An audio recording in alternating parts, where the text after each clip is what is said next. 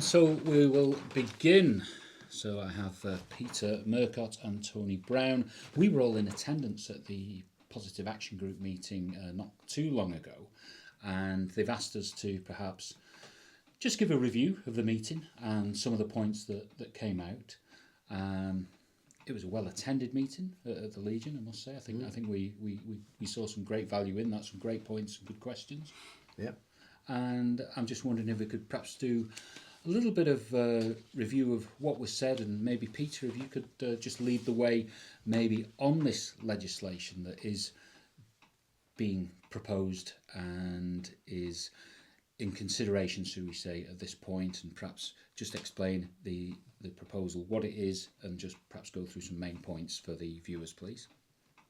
Yeah, thanks very much for that. It's got a long title. It's called the Safe Access Zones and Public Places Bill, although in the actual content it talks about spaces, so I assume they mean spaces.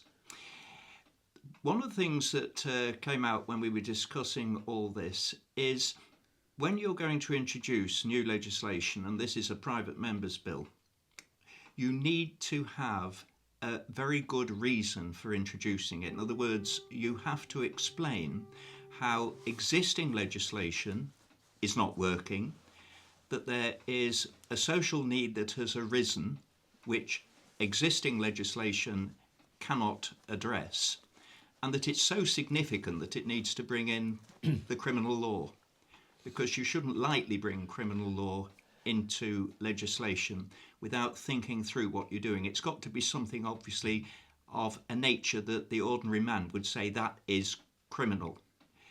And the problem was that in the leave to introduce, none of those hurdles were surmounted. There was no reference to any social matter in the sort of detail that the High Court of Tynwald would need, so as to satisfy the fact that the law as it stands at the moment is deficient. And the law as it stands at the moment about public order and freedom of expression is that freedom of expression comes to an end when you're using intimidating behaviour, when you are using threatening behaviour, or when you're engaging in harassment. Those were the things that needed to be demonstrated that they were not able to address a certain social issue. And that was the big gap, as far as I'm concerned, at the very starting point of this. And this legislation, is it mirrored anywhere else in Europe? Yes, it seems to be in Germany, though only in relation to abortion, and this one is not in relation to abortion. It's certainly in situ in England and Wales, in Scotland, and I believe in Northern Ireland. But in each and every case, as far as I know, it is confined to abortion. Now, this one covers a raft of other issues because there is already reserve legislation in place in the Isle of Man, which was passed, I think, in 2018. So this could be related to assisted dying, maybe, to those kind of premises, practices? I don't see why it shouldn't be used as that, because of the way in which it's worded. It is centred upon the Department of Health, and it's centred upon various medical services, and it identifies certain ones.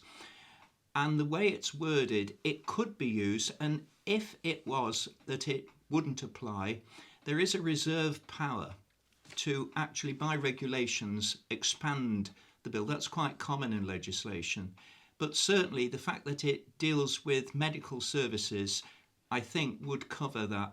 And that in itself, if we have time to cover it in this interview, I can explain how you're going to have some very, very strange inconsistencies at work, both coming from the Department of Health. So in the meeting, there seemed to be various sets of circumstances that appeared to be a little bit unusual or contrived, that this legislation appears to be trying to manage it. Would that be correct?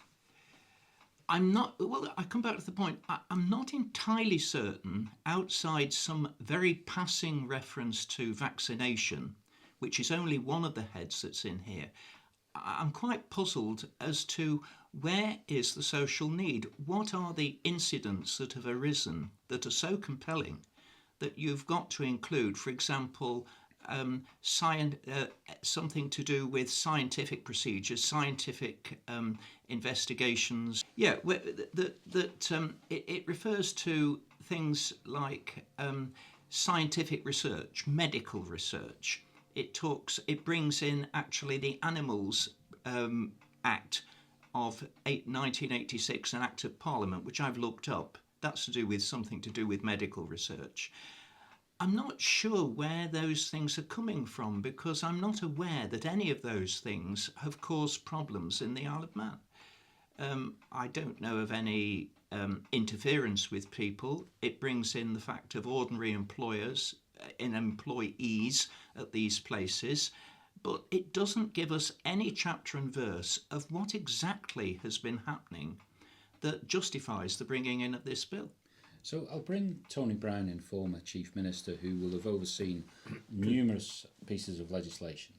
And of course, you've got a very good understanding of the process. So I'll ask you, in your time, have you ever seen a piece of legislation like this that's been proposed? Well, it's hard to compare each piece of legislation because they are all different, but certainly there's been legislation promoted by individuals, either as legislation through a bill or through a bill by amendments, and they've usually been defeated. The Isle of Man's legislative system is quite a vulnerable system because, of course, it's led by independents, and whilst there is a government that has a collective role, they're in a minority. But on top of that, in this case, the legislation being proposed is a private member's bill. I got involved because it really is a draconian piece of legislation. It directly impacts on the freedoms and rights of the people of the Isle of Man. They could be peacefully lobbying for a subject, and the department could bring in part 3 of the bill, Department of Home Affairs could bring in an order, and they would have to stop, or they're committing a criminal offence. And I think the biggest concern on top of that for me is the mover of the bill, who is promoting legislation that's been brought into other countries, as Peter has said, didn't really justify why it's needed. We have no incidents where we need this sort of legislation. We have a relatively peaceful society. Yes, people have the freedom to lobby, and that's important to politics because that's how politicians can pick up or react to what the needs of the community are. And on occasions, clearly, you can be lobbied and you don't take on board what people say, but that's a democracy. And I think that this legislation, the way it's worded, the powers it gives to the police, the way it impacts on people's land, whether you're the landowner or not, and the way it restricts access to land, what you can do on that land, how you can be arrested, it really is quite horrendous. And the mover continually said during the leave to introduce, which is a process in the legislation and in the second reading, that she was aware that this legislation would have an impact on people, on their rights, and that Tynwald will be a safeguard. Well, I'm sorry, the way the bill is written, Tynwald is not a safeguard in the sense that we would normally accept it. A safeguard by Tynwald is a positive role of Tynwald, not a negative. In this, it's all a negative. In other words, the order goes ahead unless Tynwald decides it doesn't like it. And that's not good enough. But even more important is the way that the legislation is worded.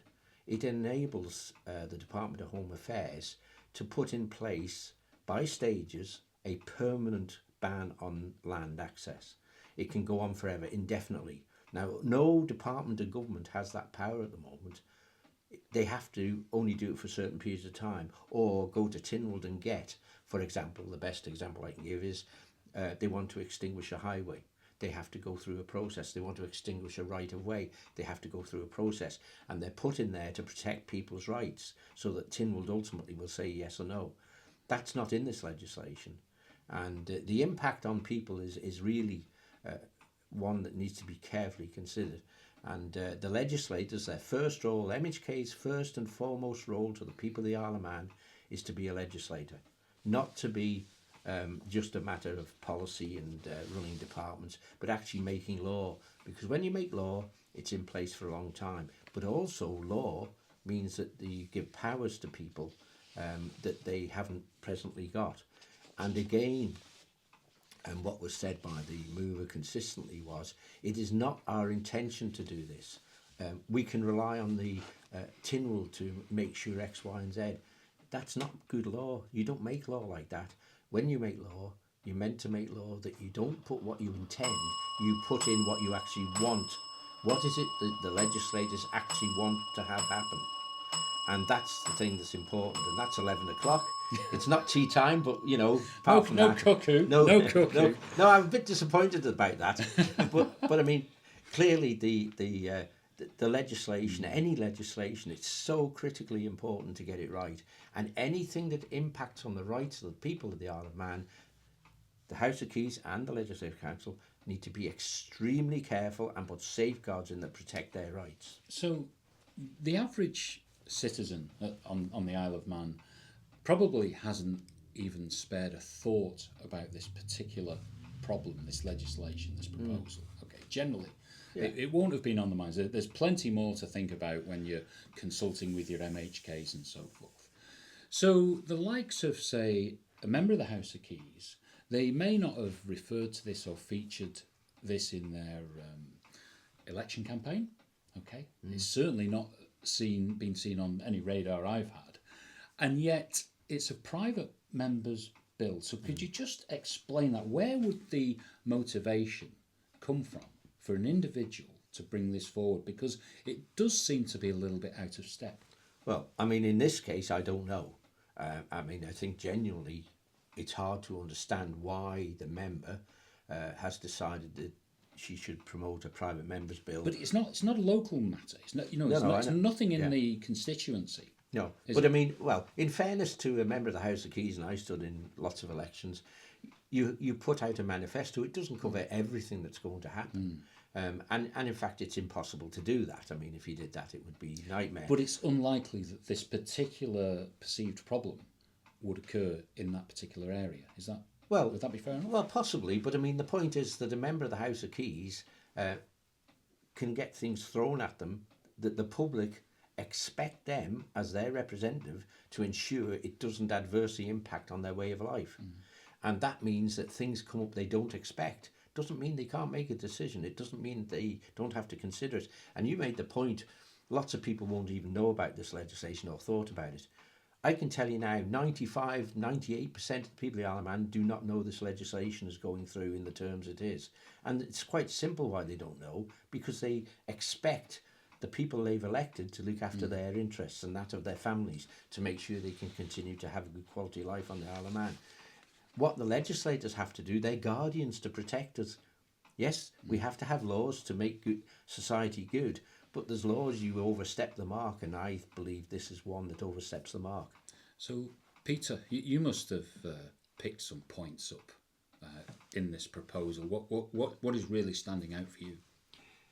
The points that I picked up is how easy it is to impose these safe access zones for protected people to protected premises for, if you like, protected purposes. And all that the Department of Health has to do is to go through a process. The first problem then is they don't have to justify why they are throwing a 100-metre zone initially over an area, which incidentally covers private land, because it says an area of land, so that will cover private land. They don't have to explain why they're doing this. They simply have to go through a process that has this effect. That's the first problem that I find very concerning.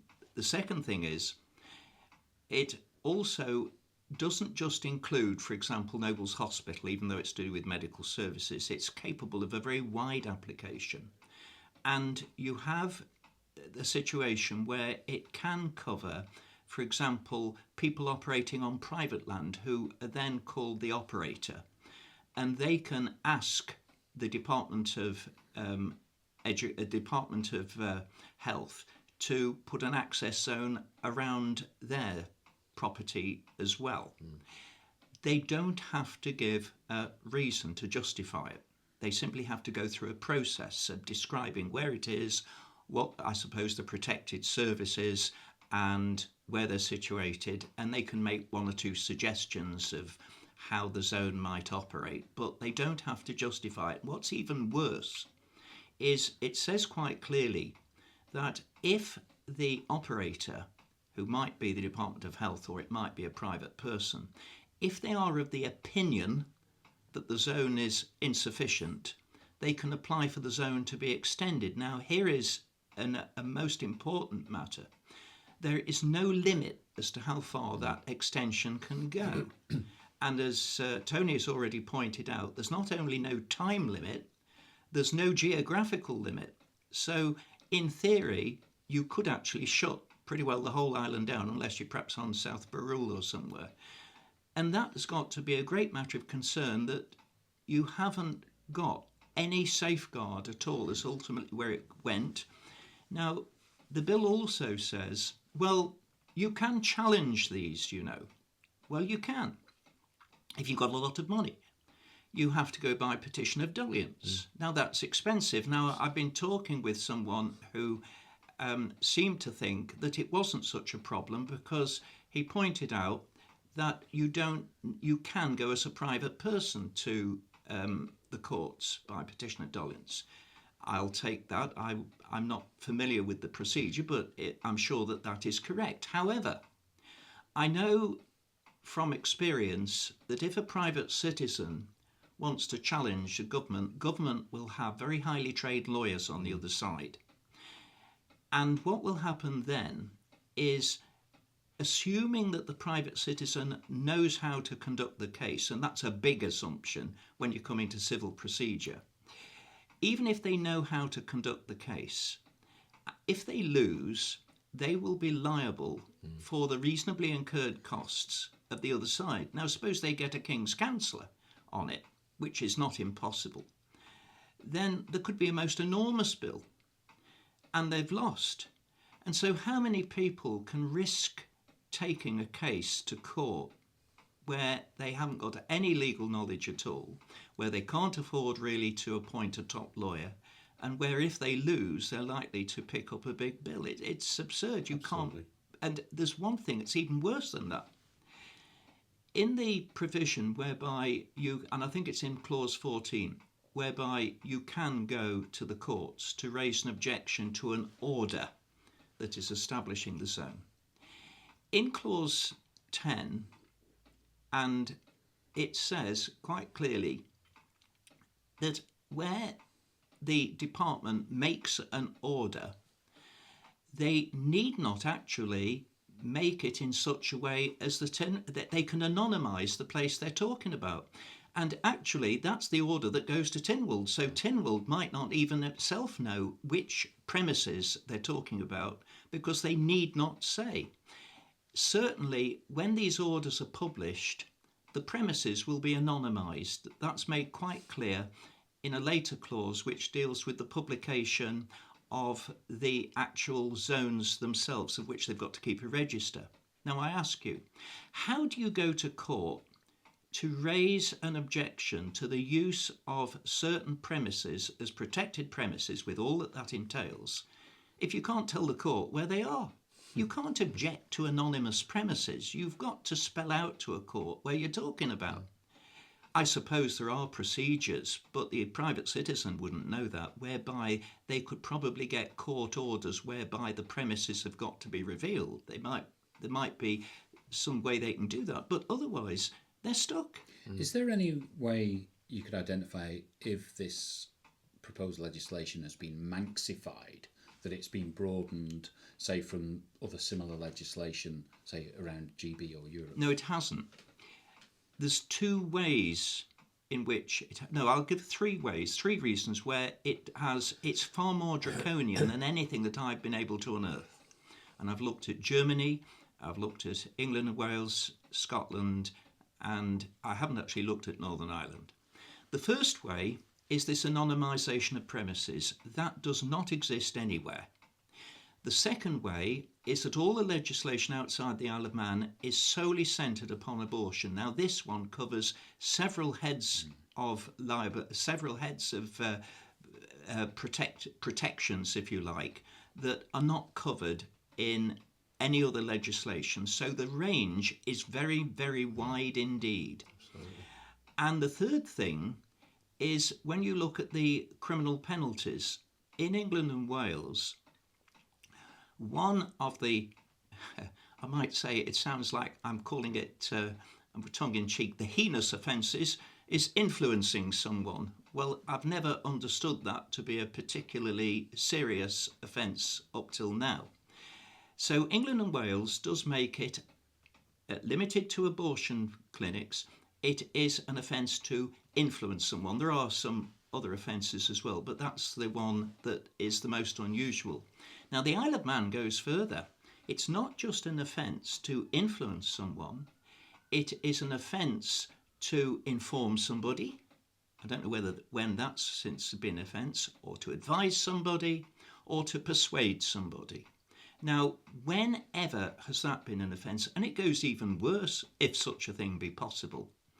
In clause 10.3, it has an offence which is not to be found anywhere else. It says this: it's a sort of victimless offence because it doesn't mention the protected person, unlike the others. It says that it is an offence for D, the defendant, persistently, continuously, or repeatedly to occupy this safe access zone. Well, what are they getting at there? I mean, suppose there was a safe access zone thrown around this house. Well, I occupy the house. Am I immediately criminalised for living here? What if I work there?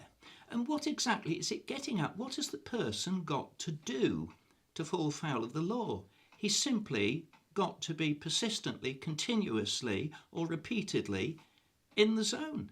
Now, that must rank as the most astonishing criminal offence that has ever been enacted outside the totalitarian states.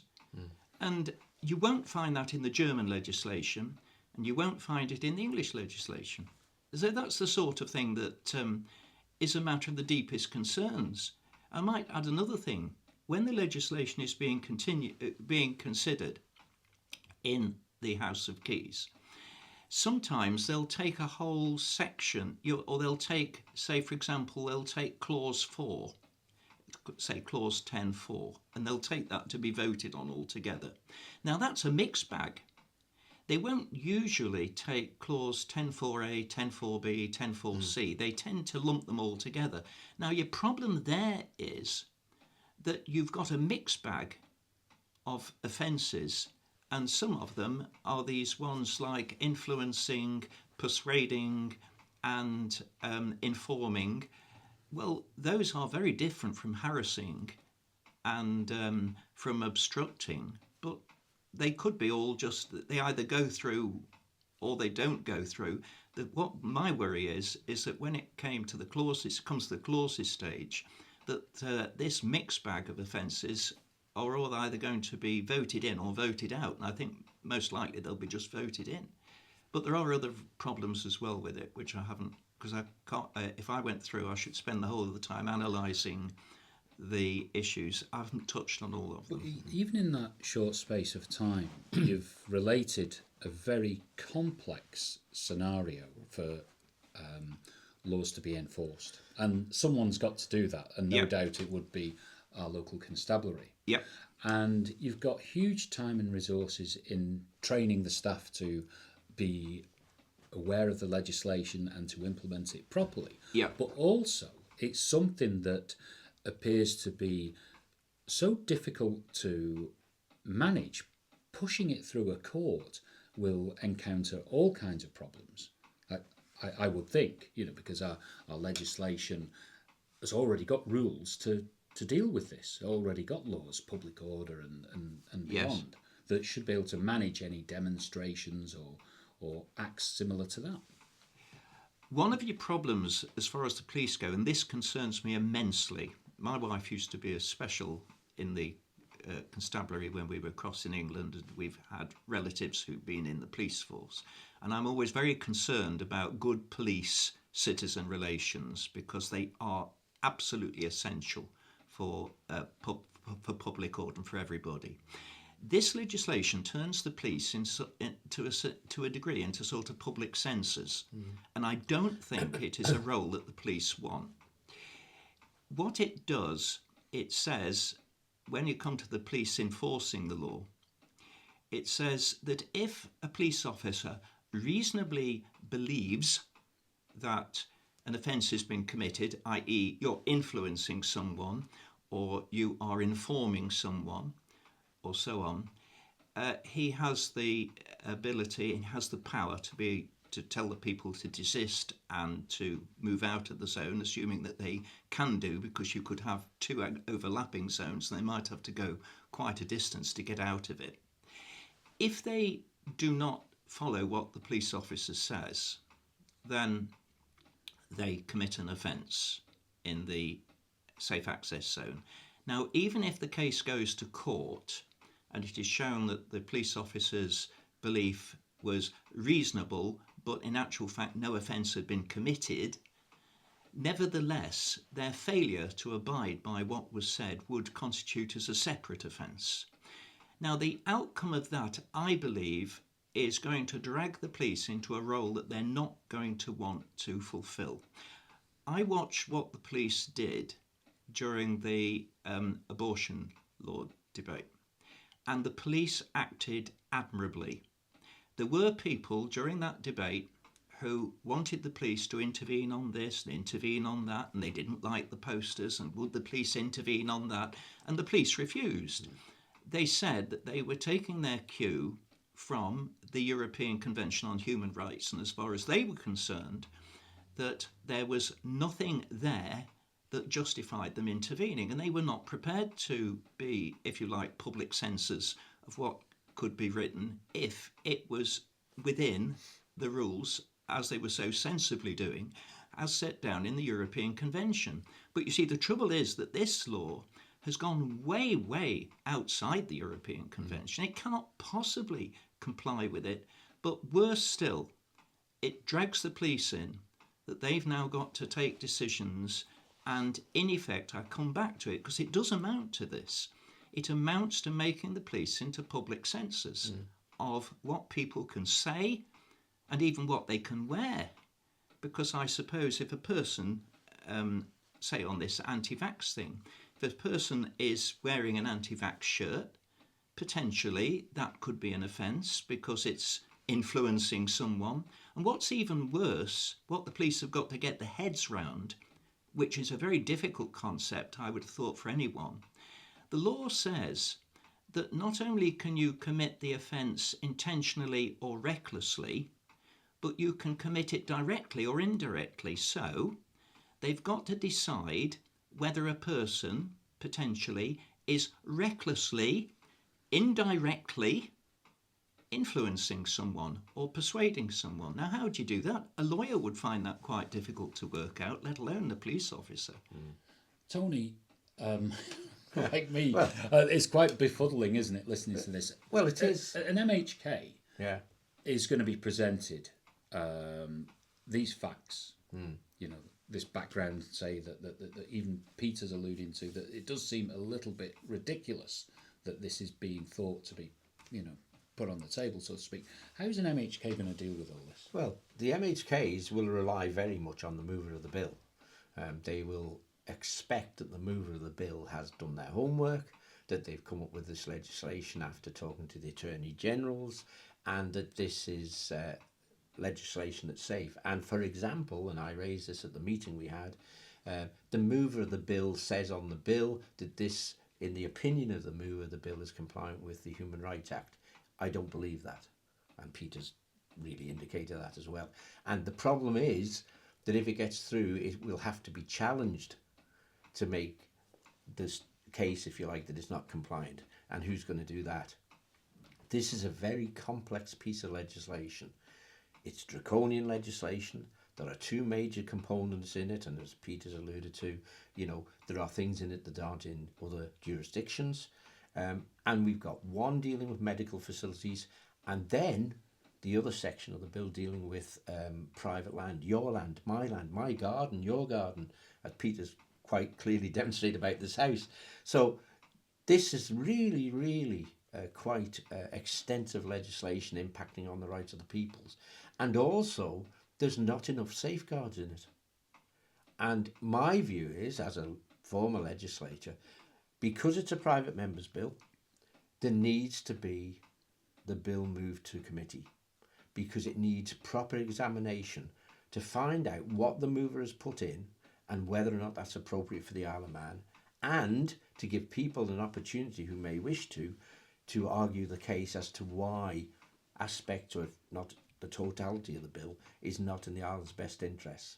The problem is, if it passes through the Keys and then through the Legislative Council and it gets royal assent, it goes on the statute. Nothing might happen for 5 years or 10 years, and suddenly there's a change in attitude and somebody says, we've got the power, we can stop that. And it's not what you do when you legislate. You're meant to be careful. You're meant to make sure that, you know, the Isle of Man can continue to be a free society. My opinion and your opinion and your opinion might be different over a banner, but so what?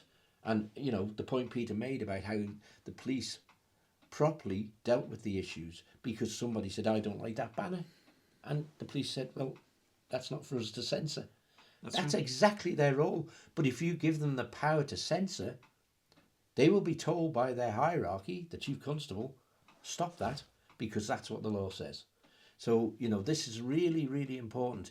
And there's an opportunity when the bill goes back to the House of Keys, regardless that the minister's consulted, and I've responded to her consultation, my view is this is such an important piece of legislation that can be so impactful on our society, and it's even harder in a small society because it has a bigger impact, that in fact the House of Keys really has a duty to send it to a select committee and investigate what is it all about and are there adequate safeguards in there. Because my opinion, as somebody who spent 30 years in there, it is not a safe bill.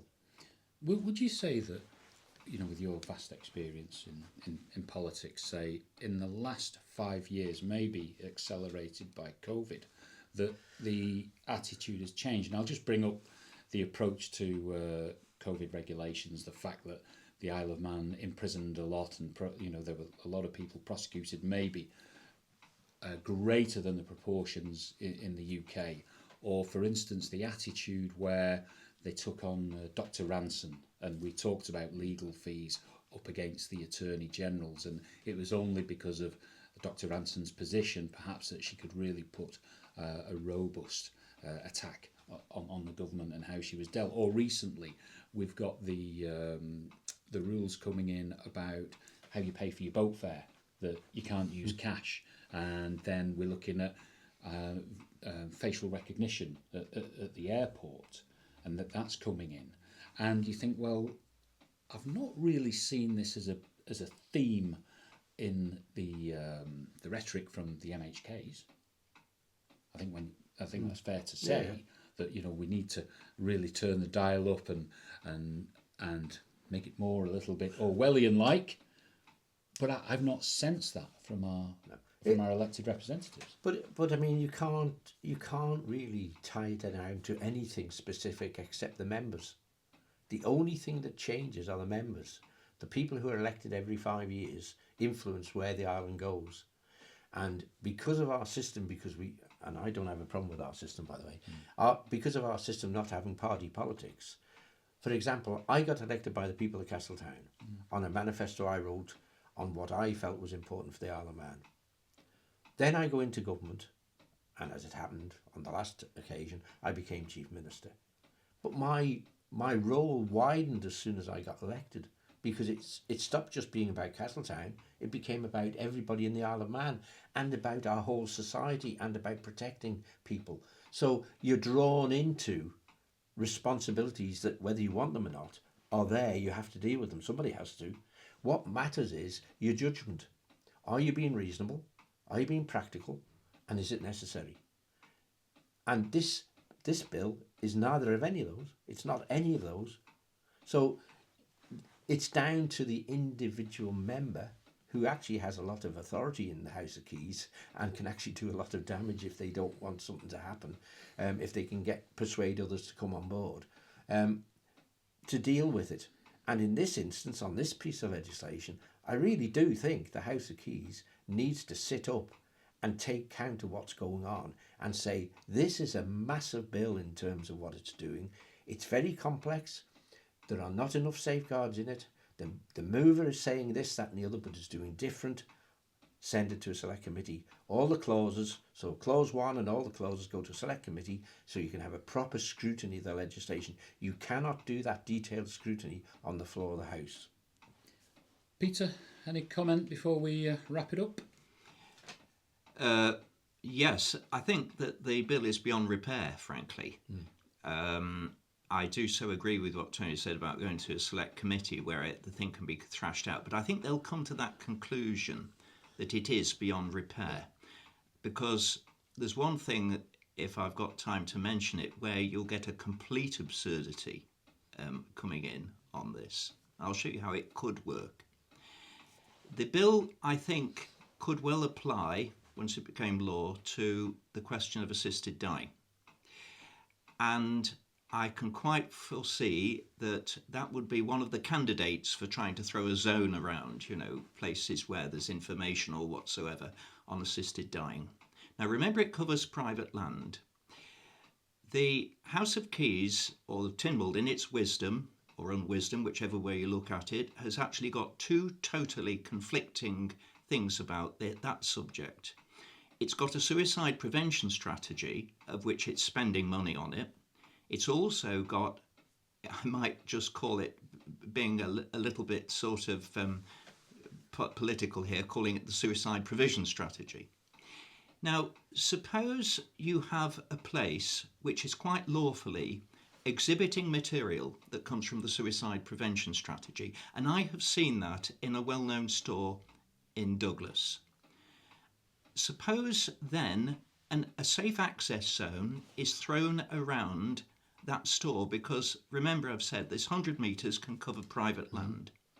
A person enters that store who is going to access some information from these anonymised premises and walk through and sees something which is from the suicide prevention strategy, which is obviously trying to persuade people not to kill themselves, and yet they're going to get information. Now, ironically and absurdly, some material that's coming out from the Department of Health could actually become illegal to exhibit because it's seeking to influence someone in a safe access zone, which is unlawful.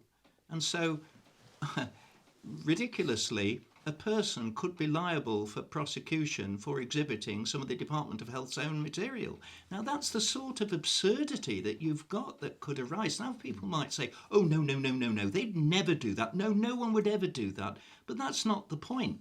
If you can point out that a legislation could have that effect, that surely is a warning sign.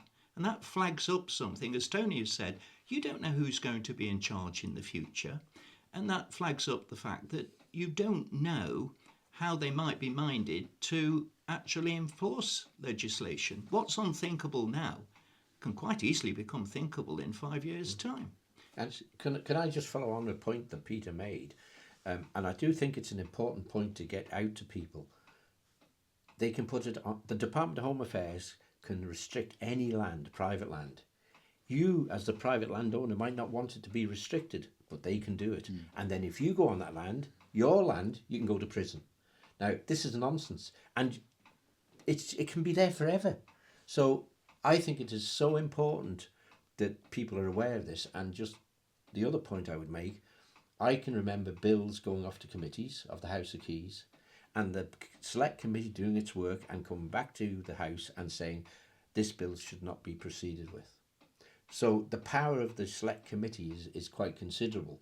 And really what it does, it gives the House the opportunity to investigate in detail from the mover, from the public, from other members, whether or not this legislation is in the Isle's best interests. And they can and have in the past come back and said this bill should not be proceeded with. Well, hopefully the viewers can perhaps take this up with their local MHK, Well, maybe send them an email, a phone call, letter, anything like that. Just put the views forward. And I must say thank you very much for taking part in this discussion. We've actually gone into 40 minutes. So that's because the clock struck 11 and we had to stop. I'm very, very grateful, and we'll have this posted online. So any comments, please put them in the box. And if you have any ideas about the Positive Action Group and forthcoming material or events, please get in touch.